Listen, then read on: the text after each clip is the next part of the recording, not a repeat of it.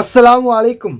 உங்கள் மீது சாந்தியும் சமாதானமும் உண்டாகட்டும். இன்றைய காலை பொழுது உங்கள் அனைவருக்கும் இனிய பொழுதாக அமைய எல்லாம் வல்ல இறைவனை பிரார்த்தித்தவனாக இன்றைக்கும் கோயத்துடைய பல முக்கியமான செய்திகளை பற்றி தான் பார்க்க போகிறோம். வீடியோவை கடைசி வரைக்கும் பாருங்கள். தெரியாத நண்பர்களுக்கும் மறக்காமல் ஷேர் பண்ணுங்கள். வீடியோ பிடிச்சிருந்தால் ஒரு லைக் பண்ணுங்கள், சப்ஸ்கிரைப் பண்ணுங்கள், தொடர்ந்தும் சப்போர்ட் பண்ணுங்கள். நேற்றைய தினம் ஒரு பதட்டமான சூழல்லே இருந்துச்சு இந்த ஸ்டிக்கர், நான் உங்களுக்கே சொல்லியிருப்பேன். ஆனால் அது இல்லை.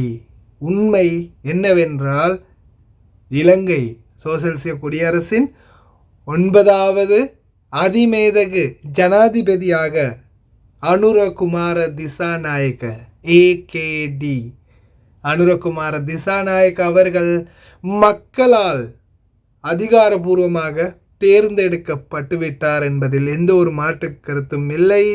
கங்க்ராச்சுலேஷன்ஸ் அவர் நியூ பிரசிடென்ட் அனுர. දිනන්න දිනන එක හරිද ආයේ නිකන් ලොවෙත් නැති වෙන්න තේරෙනවා මං කියන්නේ. හරි දෙන්න ඕන වැඩි.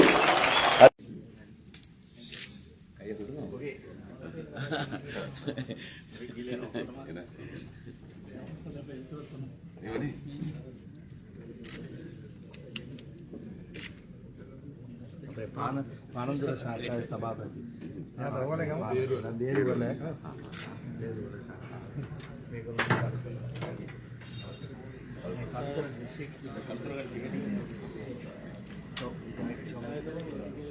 இதில் பெயர்களை குறிப்பிட்டிருக்கேன். டைம் போயிடுச்சுப்பா. பேர்கள்லாம் முன்னாடி வருது பாருங்க. நாட்டில் இருந்து அனுரகுமார திசாநாயக்குடைய வெற்றியை அறிந்ததுக்கு பிறகு குடும்பத்தோட தப்பி போன சிலர் ஏர்லைன்ஸோடைய பேரும் அவங்களுடைய பேரும் வருது பாருங்க.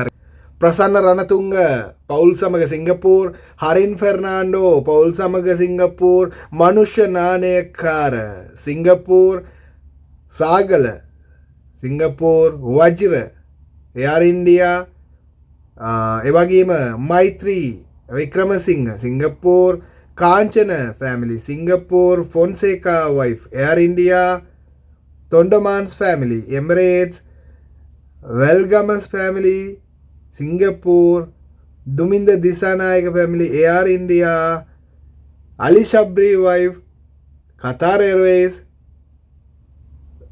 ලෝහන් Ratwatte Singapore, Susil Premajayanth family Singapore, Ali Zahir and family Emirates, Douglas Devananda air India, Akila Viraj කාර්යවසම් Emirates ගුවන් යානෙන් ගිහිලා තියෙන එක. එස්.බී. දිසානායක පවුල සිංගප්පූර් එයාර්ලයින්ස් එකෙන්, Rohitha Abeywardena family Singapore airlines second, Ruwan Wijewardene பவுல Qatar Airways second, Namal Rajapaksa பவுல எமிரேட் செகண்ட், கமல் குணவர்தன பவுல் சமக எமிரேட்ஸ் குவான் யானின். எல்லாருமே குடும்பத்தோட எஸ்கேப். ஆனால் எங்கே தப்பி ஓடினாலும் குடும்பியில் பிடிச்சி இழுத்துட்டு ஜெயிலில் போடுறதுல எந்த மாற்று கருத்தும் இல்லை. யார் எங்கே தப்பி போனாலும் மனுஷ Nanayakkara I am watch you man, எங்கே போனாலும் விட மாட்டேனா டேய், உன்னை பிடிச்சி ஜெயிலில் போட்டு இந்த வெளிநாட்டு தொழிலாளர்களுக்கு எதிராக நடந்த அநியாயத்துக்கு தகுந்த தண்டனை எல்லாருக்குமே கிடைக்கும். அதே போல் இன்ஷா அல்லாஹ் பிரார்த்தனை பண்ணலாம். இவருடைய ஆட்சியில் இலங்கையில் எந்த ஒரு குறைபாடும் இல்லாத ஒரு நல்ல ஒரு ஆட்சி கிடைக்கணும் அப்படின்னு. அதே மாதிரி மக்களால் தேர்ந்தெடுக்கப்பட்ட நபர் இன்ஷா அல்லாஹ் ஒரு நல்ல ஆட்சியை கொண்டு வரட்டும், நாட்டை வளமான நாடாக மாற்றட்டும், இருக்கிற வளத்தை சரியாக பயன்படுத்தட்டும் இன்ஷா அல்லாஹ். குவைத்துடைய டினார் மதிப்பும் அவ்வளோதான் பார்த்தலாம். இலங்கைக்கான ரூபாயில் ஒரு தினாரின் மதிப்பு 995 ரூபாய் 25 உள்ளது. இந்தியாவின் ரூபாயில் ஒரு தினாரின் மதிப்பு 273 ரூபாய் 22 உள்ளது. இது அல்முல்லா எக்ஸ்சேஞ்சினுடைய அப்ளிகேஷன் ஆன்லைன் ரேட் ஆகும். அதே போல் கூகுள் ரேட்டை பார்த்தலாம். இலங்கைக்கு 1000 ரூபாய் 93%, இந்தியாவுக்கு 274 ரூபாய் 30% உள்ளது. கூகுள் ரேட்டை போலவே இன்னும் அதிகமாக கொடுக்குறாங்க பல எக்ஸ்சேஞ்சுகளில். அதில் குறிப்பாக பார்த்திங்கன்னா Sajil exchange, ARY exchange, UAE exchange, இது போன்ற இன்னும் சில எக்ஸ்சேஞ்சுகளில் நல்ல ரேட் கொடுக்குறாங்க. குறிப்பாக நேற்றைய முன்தினம் 20ஆம் தேதி சஜில் எக்ஸ்சேஞ்ச் வழங்கின ரேட் 1010 ரூபாய், இலங்கைக்கு மேக்ஸிமம் 50,000க்குள்ளே. ஆனால் இப்போ வரைக்கும் 1000 ரூபாய் ரீச் ஆகியிருக்குது பல எக்ஸ்சேஞ்சுகள்லையுமே.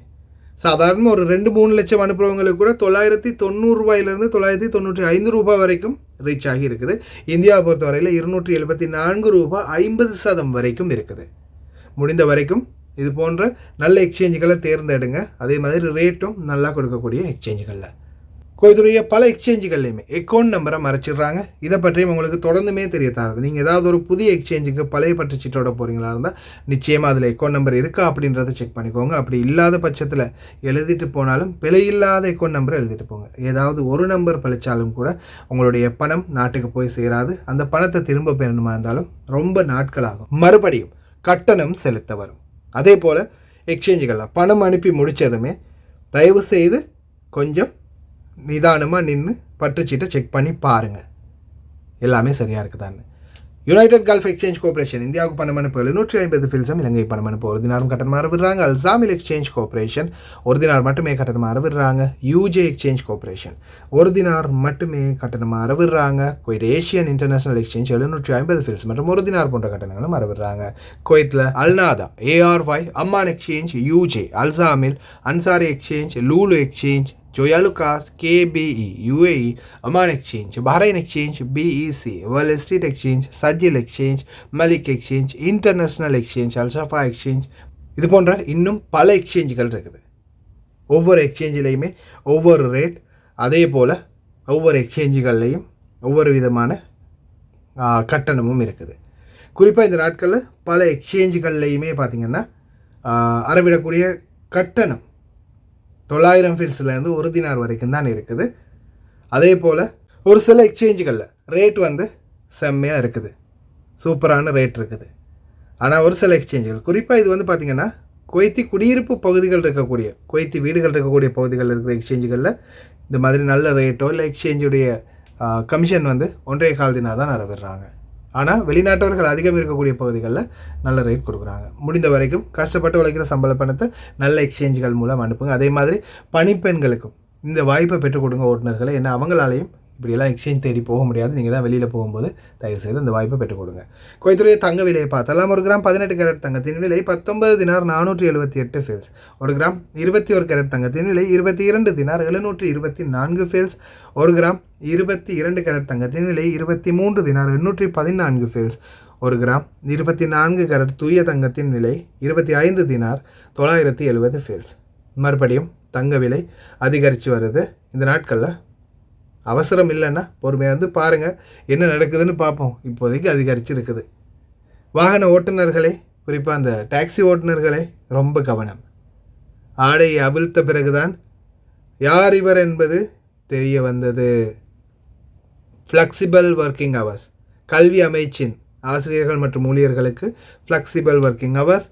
5 வயது சிறுவன் ஒருவன் நீச்சல் தடாகத்தில் மூழ்கி இறந்த சம்பவம். ஓட்டுநர்களே, சைடால் போய் சொருகுறீங்களா, பாருங்கள் என்ன வரப்போகுதுன்னு. அதே மாதிரி ஜாபர் பிரிட்ஜ் இந்த மாதிரி பகுதிகளெல்லாம் நிறையவே மணல் நிறைந்து காணப்படுது. ஓட்டுநர்களே கவனம். போனஸ் சம்பந்தமான பிரச்சனைகளுக்கு விரைவில் தீர்வு கிடைக்கும். பார்க்கலாம் அனைத்து தகவல்களையும். குளிர்காலத்துக்குரிய வேலை திட்டம் ஆரம்பமாகி இருக்குது. இனி வரும் நாட்களில் அரபு நாடுகள்லையும் குளிர்காலம் ஆரம்பிச்சிடும். இது இப்போ Africa, south Africa. En dit is nou 6:00 die oggend, 21ste September. Sneeu het lekker geval in die aand. Sit nog steeds in voor van Reënenspas vas. Kyk hoe lekker diep is die sneeu al.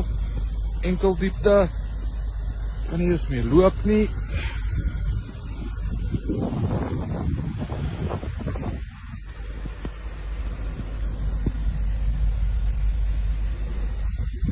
கல்வி அமைச்சின் ஊழியர்களுக்கும் flexible working hours, இவங்களுக்கும் மாற்றி வேலைகளை நேரத்தை மாற்றி எடுத்துக்கொள்ளக்கூடிய வாய்ப்பை வழங்கியிருக்காங்க கல்வி அமைச்சகம். இதுக்கு வந்து சிவில் சர்வீஸ் பீரோ அப்ரூவல் அளிச்சிருக்கிறாங்க. இந்த வகையில் காலையில் 6:45க்கு ஸ்டார்ட் பண்ணி ஏர்லியாகவே வந்து அவங்க முடிச்சுக்கொள்ளலாம். அதே மாதிரி 9 மணி வரைக்கும் இந்த ஃப்ளெக்சிபிள் ஒர்க்கிங் ஹவர்ஸ் டைம் வந்து ஷெடியூல் மாறும். இதில் பார்த்திங்கன்னா கடைசி வேலை முடியக்கூடிய நேரம் 2:05. இந்த கேப்புக்குள்ளே பார்த்தீங்கன்னா இவங்களுக்கு தேவையான நேரத்தை செலக்ட் பண்ணிக்கொள்ளலாம். ஏன்னா குறிப்பாக குவைத்தில் டிராஃபிக் அதிகமாக இருக்கிறதால தான் இந்த மாற்றம். அப்தலி பகுதியில் ஒரு 5 வயது சிறுவன் உயிரிழந்த சம்பவம். நீச்சல் தடாகத்தில் மூழ்கி. தயவு செய்து ரொம்ப கவனம். குழந்தைகளை பராமரிக்கக்கூடியவங்க, அதுலேயும் குறிப்பாக பணிப்பெண்கள் ரொம்ப கவனம். முக்கியமான இன்னொரு விடயம், கடந்த காலங்களில் உங்களுக்கு தெரிஞ்சிருக்கும் 2 சகோதரிகள் கடலில் மூழ்க போன குழந்தையை காப்பாற்ற போனதால் உயிரிழந்தாங்க அப்படின்றத பெரும்பாலும் நம்ம பல செய்திகள்லையும் பார்த்தோம். அதே மாதிரி அது பல பிரச்சனைகளில் முடிந்து போயிடுச்சு. ஆனாலும் தயவு செய்து இதற்கு பிறகாவது நீங்கள் எல்லாரும் கவனமாக இருங்க. ஏதாவது ஒரு பிரச்சனையாக இருந்தால், குழந்தை மூழ்கிற மாதிரியோ அல்ல குழந்தைகளுக்கு ஏதாவது ஒரு ஆபத்தோ இல்லை உங்களுக்கு ஏதாவது ஒரு ஆபத்து வர மாதிரி இருந்தாலும் தயவு செய்து உங்களுடைய மாமாவையோ பாபாவையோ உதவிக்கு அலையுங்க. தனியாக நீங்கள் எந்த ஒரு தீர்மானமும் எடுக்காதீங்க. அது நீச்சல் தடாகமாக இருந்தாலும் சரி, கடற்கரையாக இருந்தாலும் சரி, அல்ல வேறு எங்கேயாவது பாலைவனமாக கூட இருந்தாலும் சரி தான். தயவு செய்து நீங்களாக ஒரு தீர்மானத்தையோ முடிவையோ எடுக்காதீங்க. அதே மாதிரி இன்னொரு முக்கியமான விடயம் என்னென்னா 112 112 என்ற அவசர இலக்கத்துக்கு ஏதாவது எமர்ஜென்சினா கால் பண்ணுங்கள். நீங்களாக எந்த ஒரு சுய முடிவும் எடுக்காதீங்க. அது கடைசியில் ஆபத்திலேயே போய் முடியும். ரொம்ப கவனம். முகாஃபாத் குவைத்தில் போனஸ் சம்மந்தமான பிரச்சனை, இதுக்கு முன்னாடி இருந்தே போனஸ் சம்மந்தமான பிரச்சனை போயிட்டே தான் இருக்குது. இது பார்த்திங்கன்னா எல்லாருக்குமே, உங்களுக்கு, எனக்கு, குவைத்திகளுக்கு எல்லாருக்குமே இது குவைத் நாட்டில் அந்த சட்ட சிக்கல் ஒன்று ஆரம்பத்திலிருந்தே இருந்துக்கிட்டு தான் இருக்குது. அதற்குரிய தீர்வை விரைவில் பெற்றுக் கொடுக்க போகிறதா தெரிவிச்சிருக்கிறாங்க சில வழக்கறிஞர்களுக்குள்ள. அதில் முக்கியமாக ஒரு நபர் தெரிவித்த கருத்துக்கள் இருக்குது, அதையும் பாருங்கள். இன்ஷா அல்லாஹ் விரைவில் போனஸ் பற்றிய பிரச்சனைக்கு தீர்வு கிடைக்கும் என்று நம்பப்படுகின்றது, அதுவும் உத்தியோகபூர்வமாக. مساكم الله بالخير. جاءتني تساؤلات كثيرة عن موضوع هل ممكن أن يصير نهاية الخدمة 7 رواتب للموظفين القدامى. وطبعا للإجابة على هذا السؤال لازم أشرح لكم طبيعة المصاريف في الميزانية العامة للدولة. الميزانية في الباب الأول تحتوي على شيء اسمه الرواتب. الرواتب عبارة عن 3 أجزاء: الراتب اللي ينزل لك كل شهر، إجازاتك، ونهاية الخدمة تستقطع وتدخل في حساب لك في المؤسسة أو الوزارة اللي تشتغل فيها، فهي اوريدي محسوبة للسنوات الماضية وداخلة بحساب لك خاص فيك. مو معناتها أنك تاخذ مكافأتك سنة 24 أنها تحسب في ميزانية 24. كل سنة ماضية تحسب في ميزانيتها لكن محفوظة لك. التساؤل المهم: هل ممكن الحكومة تصدر قانون ب7 رواتب مستحقات نهاية الخدمة للموظفين القدامى؟ لا يمكن، لأن الحكومة ما راح تستفيد شيء، هي اوريدي انحسبت لسنوات ماضية. ممكن تستفيد من الموظفين الجدد وتصدر قانون يطبق على الموظفين الجدد، بس القدامى ما راح تستفيد منهم شيء لأن اوريدي انحسبت. يعني لا فيها توفير ولا الدولة راح تستفيد، ولا أعتقد بأن الدولة راح تمارس مثل هذا الدور، لأن تخيل كأن فلوس بحسابك بالبنك والدولة تروح تاخذها، ما يصير. وأنا أحب أطمن يعني جميع الموظفين في القطاع الخاص أو الحكومي بأنه لا يمكن أن يطبق بأثر رجعي، وأن هذا الموضوع صادر بقانون ويجب أن يصدر من سمو الأمير بقانون. فيعني أنا ما ألومهم إن أصابهم الهلع، لأن للأسف يعني الكويت الآن متروسة بالإشاعات اللي 90% منها كلها كذب يعني. وأتمنى أيضا من الناطق الرسمي باسم الحكومة أن يوضح السياسات المالية للناس وينورهم ويوعيهم حتى لا يصيبهم الهلع. ஓட்டுநர்களுடைய மிக முக்கிய கவனத்திற்கு இப்போ பார்த்தீங்கன்னா சில ஏரியாக்களில் இது பக்தாதில் நடந்த சம்பவம். இதே மாதிரி இந்த நாட்டிலையும் ஏற்கனவே பல சம்பவங்கள் பார்த்துருக்குறோம். இவங்க டாக்ஸி ஓட்டுநர்கள் மற்றும் சில வாகன ஓட்டுநர்களை இந்த மாதிரி மேக்கப்பில் போய் நிறுத்தி அவங்களோட சில்மிஷம் பண்ணுற மாதிரி பண்ணி கிட்ட போய் அவங்கள தடவுற மாதிரி தடவி கொடுத்து எல்லாம் பண்ணிவிட்டு கடைசியில் அவங்களுடைய பணம் பொருள் உடைமைகளை ஆட்டை போட்டுட்டு போயிடுறாங்க. கடைசியில் வேஷம் கலைத்து பார்த்தாதான் யார் என்றது தெரிய வந்திருக்குது. சில ஆண்கள் இந்த மாதிரி மேக்கப் பண்ணி திருடர்கள் வாகன ஓட்டுநர்களை வழிப்பறி பண்ணியிருக்கிறாங்க. தயவு செய்து ரொம்ப கவனம். அழகை பார்த்து ஏமாந்து விடாதே, அது ஆபத்திலேயே போய் முடியும். நண்பா, உஷாராயிக்கோ.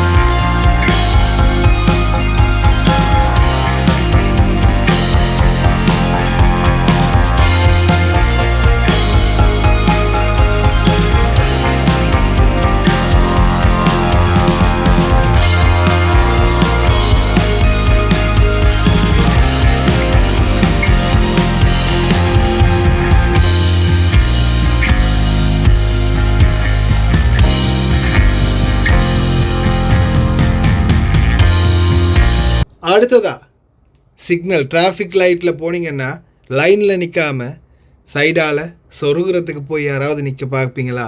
இனிமேல் அந்த மாதிரி தவறு பண்ணாதீங்க. ஆன்லைன்லேயே உங்களுக்கு ஆப்பு வந்துடும். ஏன்னா இப்போ பாருங்கள், இன்வெஸ்டிகேட்டர் உட்காந்துருக்குறாங்க.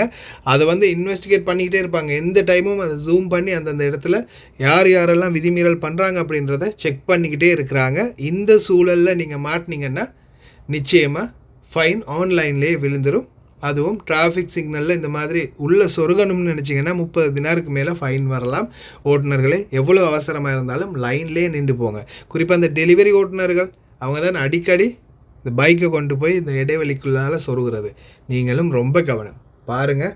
ப்ரூஃபோட தான் வந்திருக்கிறேன். வீடியோவை பாருங்கள், பயன்பெறுங்க. لايف الآن أحد التقاطعات اللي هو الرابع مع الغزالي نشاهد دخول صف ثاني. في إدارة التحكم المركزي يتم تحرير مخالفات لبعض المخالفات. نفس الآن دخول الصف الثاني أنت تشاهد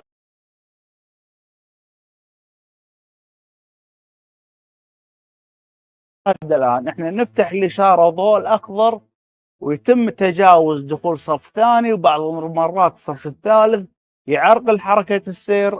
التجاوز على المركبات هذا يسبب مخالفة مرورية، يتم رصد رقم المركبة وتحرير لها مخالفة عن طريق البرنامج راصد. يتم طبعا يوصل إشعار دايركت، البرنامج سهل للمخالف انه مخالف. نعم جميل. طبعا هذا تنبيه يعني للاخوان المواطنين ان يا جماعة الخير ترى انتم مرصودين. كاميرات ما شاء الله شوف عددها كبير متوزعة بكافة مناطق الكويت. فانت اليوم لما انت تروح حارة ما هي مسموح لها او انك تتجاوز نفس ما انتم شايفين هذه لايف مخالفة لايف، على طول راح يتم مخالفتكم. زين انا اشوف هذا المخالف وراء تشوف صفة كاملة، يعني مو بس هو بروحه. هل هذول كلهم راح يتخالفون؟ صحيح. طبعا الآن 5 مركبات راح يتخالفون جميعهم الآن خلال دقيقتين. يتم تحرير المخالفة، بعدها بثواني راح يوصل لهم إشعار بخصوص المخالفة عن طريق برنامج سهل. زين الحين هذا مثلا رغم لوحته باينة اللي وراه 6 السطر اللي وراه اللي متجاوزين مو باينه لوحات. الحين من يحرك اول مركبه راح يبينون واحد ورا الثاني، راح يبينون طبعا مسيب عندنا، وراح نعمل زوم عليهم. الان من يحرك واحد ورا الثاني راح يبين عندنا رقم المركبه ويتم تحرير لهم مخالفه. طيب هذه المخالفه اللي تو اللي شفتوها لايف تم رصد مخالفه وصول إشعار البرنامج سهل للمخالف. குவைத் அரசின் ஸ்திரத்தன்மை தற்போது மாறியுள்ளதாக தகவல் ஒன்று வெளியாகியுள்ளது. வழக்கறிஞர் தெரிவிக்கும் அடிப்படையில் அரசாங்கம் மக்களுடைய அபிலாஷைகளை பூர்த்தி செய்யாதே ஒதுங்கும் அப்படின்னு நம்புகிறாங்க. என்ன மாதிரியான சூழல் வரும்னு தெரியல. ஏற்கனவே பாராளுமன்றம் இல்லாதது மிகப்பெரிய ஒரு சிக்கலாக மாறி இருக்குது. ஏன்னா மக்களுடைய பல பிரச்சனைகளுக்கு தீர்வுகளை பெற்றுக் கொடுக்க மக்கள் பிரதிநிதிகள் இல்லாததால் அமைச்சர்கள் எடுக்கும் தீர்மானங்கள் மக்களுக்கு சில நேரங்களில் ஒரு நம்பிக்கையின்மை தன்மை, அதே போல் பார்த்திங்கன்னா ஒரு சரியான திருப்தி இல்லாத அதிருப்தி அளிக்கக்கூடிய நிலைமையில் தான் இருக்குது அப்படின்னு தெரிவிக்கிறாங்க. எதிர்வரும் நாட்களில் மீண்டும் ஒரு அரசியல் மாற்றம் வரலாம் அப்படின்றது எதிர்பார்க்கப்படுகிறது. அப்படி அரசியல் மாற்றம் வந்தால் உங்களுக்கே தெரியும், ஏற்கனவே ஒரு சட்டம், அதுக்கப்புறம் இன்னொரு சட்டம், எத்தனை சட்டம் புதுசாக வந்துருச்சுன்னு.